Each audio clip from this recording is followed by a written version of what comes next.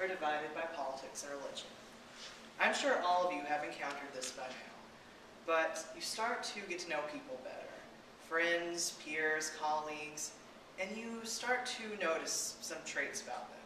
You may notice they're kind, they're compassionate, they're someone you think you can really befriend and admire, and then you learn their political views.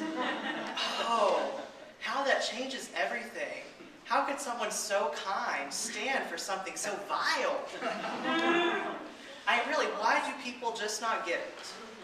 I mean, it's so black and white. With gun control, for example, why do people not get that decreasing the amount of guns just causes more violence?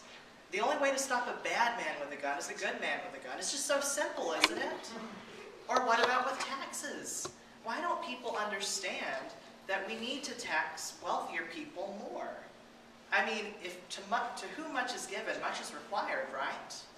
Well, as I'm looking at some of your faces, I imagine some of you may disagree with one of those statements or maybe both of them. And that is because we feed ourselves a delusion about how we form our own opinions dealing with politics, morality. Today's political climate, I honestly believe this probably describes some marriages. If you can't read it, it says, your mother and I are separating because I want what's best for the country and your mother doesn't. And that's really the type of mindset we start to get. We build this righteousness that our cause is the right one. We have found this higher truth that we are trying to convert the world to. And those who oppose us, they're evil, obviously. Or at least they're ignorant. And so that is our job. It is our job to beat them, to win. And then we'll all have a party, and we'll have utopia. But I am going to propose an alternative to this. And before I get into it, I have a lovely volunteer named Phil who is going to help me demonstrate something. So what I'm going to do is I'm going to come up with 3 scenarios, and he's going to tell me if each one is morally right or wrong, and then he's going to explain why. And so we'll see how moral Phil is. Scenario 1. A family's dog was killed in a car in front of their house. They had heard that dog meat was delicious, so they cut up the dog's body and cooked it and ate it for dinner. Nobody saw them do this. So Phil, is this morally right or wrong, and why? It's their own dog? It is their own dog. Oh. Oh, it's moral. Because they may be actually celebrating the life of that dog in the consumption of it. Okay. We'll move on to scenario 2. I don't really have a container, but pretend I do. I have here in this container a sterilized cockroach. We bought some cockroaches from a laboratory supply company. The roaches were raised in a clean environment. But just to be certain, we sterilized the roaches again in an autoclave, which heats everything up so hot that no germs can survive. I'm going to dip this cockroach into the juice. Now, would you take a sip? Sure, why not? There are roaches on everything. Okay. I don't have any qualms about that. All right. Scenario 3, which is the best one, I think. Oh, gosh. Julie and Mark, who are sister and brother, are traveling together in France. They are both on summer vacation from college. One night, they're staying alone in a cabin near the beach. They decide that would be interesting and fun if they tried making love.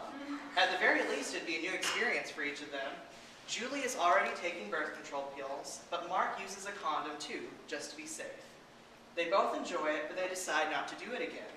They keep that night as a special secret between them, which makes them feel even closer to each other. So what do you think about this? Was it wrong for them to have sex? Man, this is supposed to be my job. I've actually used this one before. Ah. And because it's so ambiguous, as are the other 2. But I'm going to say no. I don't think this is moral or ethical behavior. Why? Because I don't think that they can actually game out all the potential futures in which this might become a problem.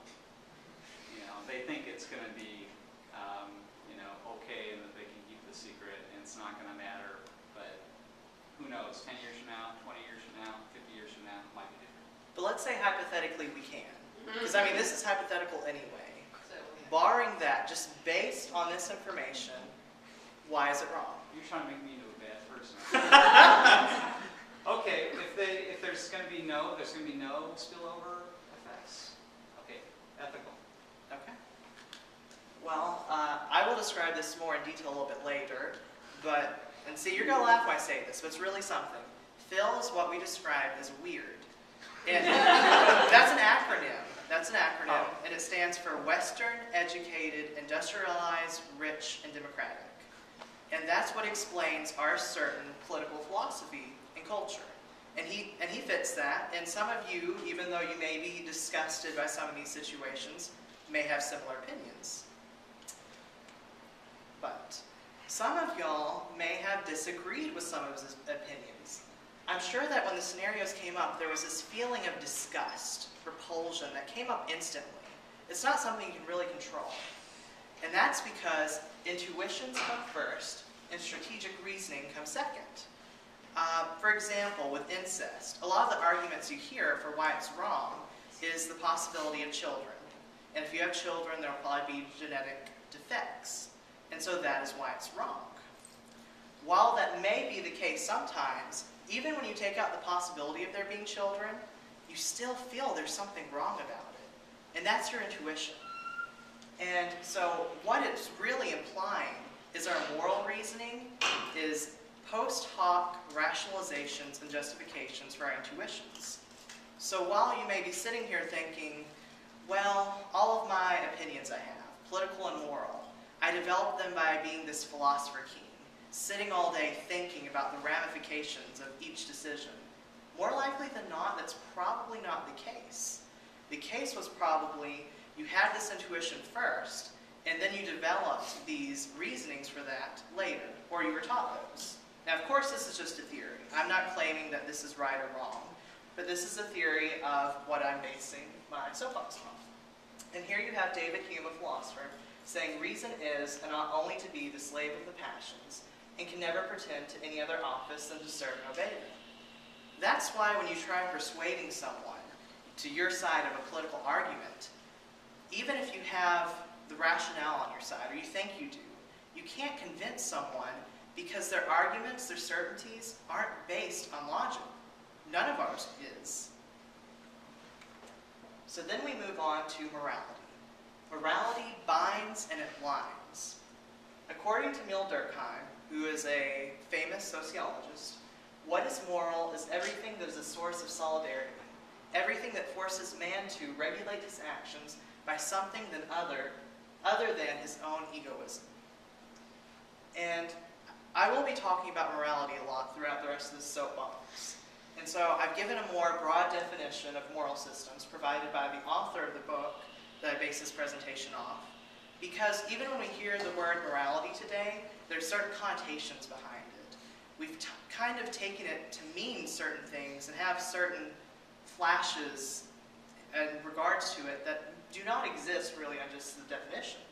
And for these moral systems, they're interlocking sets of values, virtues, norms, practices, identities, institutions, technologies, and evolved psychological mechanisms that work together to suppress or regulate self-interest and make cooperative societies possible.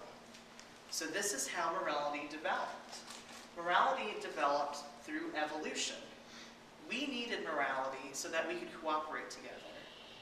The reason the human race is so successful compared to other species is because we can more effectively work together than any other species. We're able to do some amazing feats together that could not be accomplished on our own. And some of the 5 adaptive challenges that stood out for these early human beings that led to morality was caring for vulnerable children, forming partnerships with non-kin to reap the benefits of reciprocity, forming coalitions to compete with other coalitions, negotiating status hierarchies, and keeping oneself and one's kin free from parasites and pathogens, which spread quickly when people live in close proximity to each other. While these challenges led to what I'm about to describe as the 6 pillars of morality. And while that was the original condition, some of these pillars have evolved a little bit, because when we do not face these same challenges, our environments change and our needs change. But from that, there were 6 pillars of morality formed. Each person can view these pillars as like your taste buds. Some people may prefer salty foods. Some people may prefer sweet foods. And that's the same with these foundations or pillars of morality. All because there are 6 of them doesn't mean we all value them the same or equally. Some of us may value one of them not at all. Some of us may value all of them equally, though I doubt that. But from that, this is how we form our own political opinions. You have the Care-Harm Foundation, which is sensitivity to signs of suffering and need. You have the Fairness Cheating Foundation, loyalty betrayal, authority subversion, sanctity degradation, and liberty and oppression.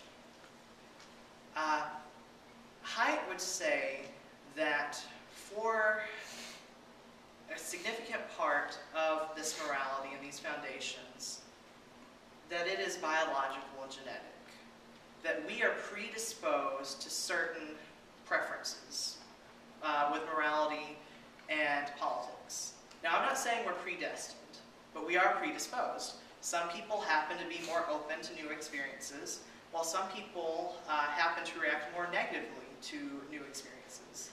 That's something that can be studied, and that has been proven in many studies.